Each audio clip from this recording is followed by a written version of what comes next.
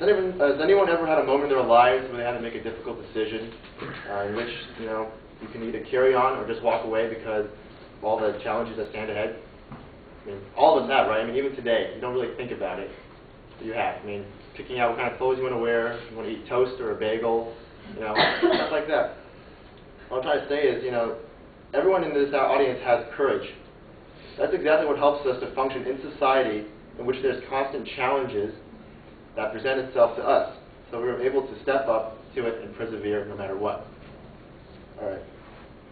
Today I'm going to be talking about how courage is needed to function in this society, and how and when is it used by all of us, and also, does it really exist? Do we really have courage? And is it just a made-up idea? All right, and the reason I'm bringing this to you is because everyone out here has gone through the feeling in which they don't know whether or not they should go on and do it or not. Is the reward worth all the work? And I can say is courage doesn't just happen to that extraordinary person, that action movie hero, or that soldier that needs to go in and fight. It happens in everyone's lives, and everyone experiences it every day. So let's begin with why courage is needed to function in society to make it productive. All right. See, courage is used in school, meeting people, and going for those job opportunities. For school, I mean, it takes a lot to stay in school. You've been going to school since you're, 6, 7, all the way up to, 18, 19. It's hard for some people to actually say, I want to stay. And it takes a lot for people to say, I think I should just keep going even though this is going to be hard. I know it's going to pay off in the end. And even more than that, going to higher education, that's even scarier for some people to go to med school. I've wasted even more of my life, but that's even better than before. So let's say meeting people. You can't, obviously everyone's afraid of meeting somebody in a group or anything like that. You walk up to somebody, you're going to be anxious. But the thing that gets us through that is, we're afraid of it. We know if we just, can push through and talk to them, it's going to be all right to interact with anybody. To start strong relationships with a friend.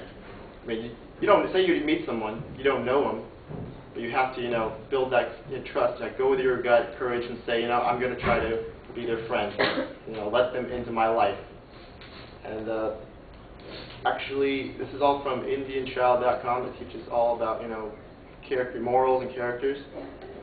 And let's see, and in job opportunities, you obviously can't go for a job you really like if you're too scared to even apply.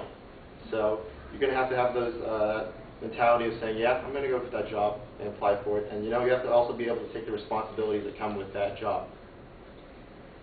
All right. Next, I'm going to talk about when and how is courage used in everyday situations. Again, I'm going to have to go with school because we're all here and we all sign up for classes.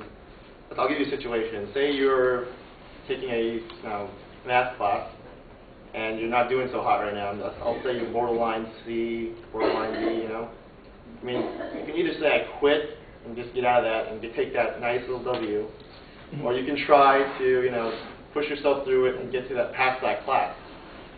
Some people just can't do it. Also, accepting the consequences of your actions. If you hit someone's car, you're going to take responsibility for that. You cheat on your girlfriend, boyfriend, take responsibility for that. If you fail a test, take that F with pride. I mean, you are the one that failed that test. Also says, should also, when you should do it, defend other people or your beliefs. I mean, to defend someone else, I've seen people, say you walk down the street, you see a little boy getting bullied by other kids, and you can sit there and say, oh, I hope he gets out of that one okay. Or you're going to say, you know what, I should do something and help that kid out. Or, everyone saw that Miss America pageant, right? Where they asked the question, how do you feel about gay marriages?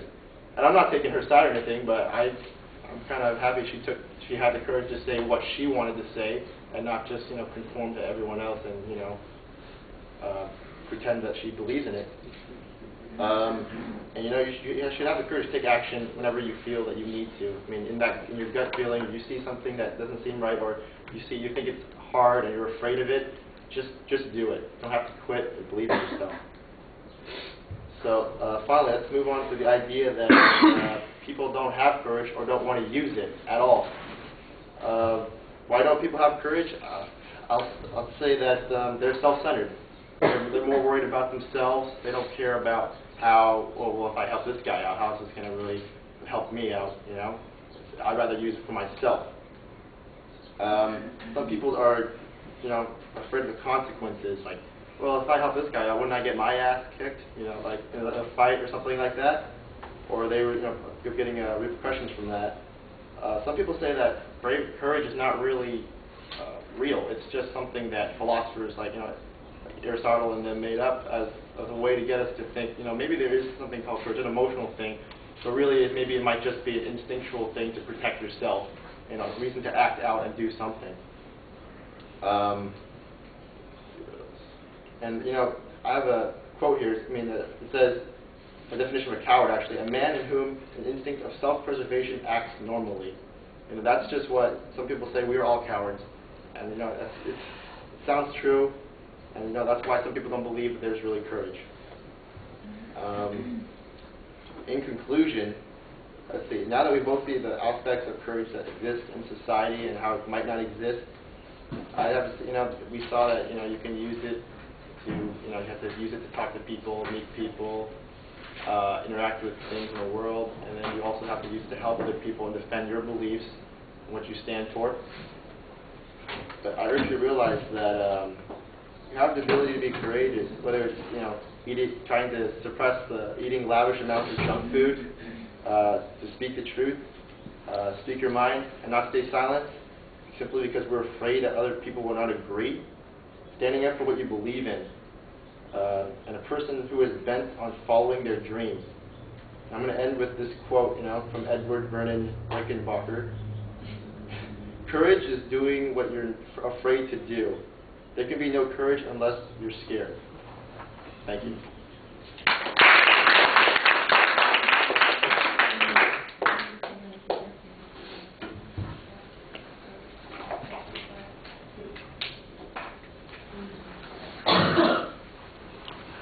So Amanda, what did you think? I thought the topic was really interesting. I thought it was good how it related to everyone in here. I just wasn't really sure if it was necessarily kind of like persuading me to feel a certain way. It just kind of felt like it was informing me about something that I already have. But I thought it was interesting. And then I think he used a little bit too many like hypothetical examples. I didn't really see like any. There was a couple sources, but there wasn't really like any like cited examples that you could really just like base some information off of.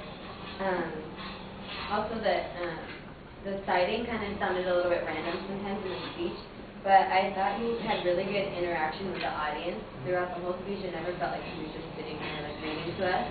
I always felt like he was like engaging everyone, having good eye contact. His voice was really clear and projected well, and then I thought he had really good presentation. All right, I'm going to agree with you, especially on the presentation things. I think that you did a very good job with your voice and your audience contact. You look involved with the speech, like you are interested in what's going on. So that part's doing you proud. The introduction, this is what, our third rhetorical question audience survey thing. I think you need something a little bit more creative than that to get our attention. But you've got a nice statement of what your point of view is, and you're kind of making a claim of value here, and I like the idea of you're going in that direction, but it is kind of a philosophical issue. It's a little nebulous as to our everyday application, and you end up being very dependent on hypothetical examples. We get you know, half dozen to 10 hypothetical examples that you're giving us, and we've got one or two actual examples that you use as illustrations. And then there are a couple of quotes about courage, but the quotes are also very general in nature. They aren't particular in analyzing it in a context or in an everyday experience, so it's, I think, a little bit hard to relate to.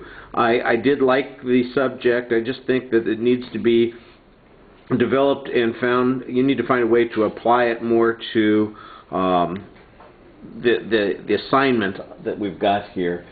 It sounds like a good impromptu speech. You know, it sounds like an impromptu speech that's been done with maybe a couple hours extra preparation time, good, thoughtful ideas and a little bit of information, but not a convincing argument per se, and there just needs to be, I think, a little more substance.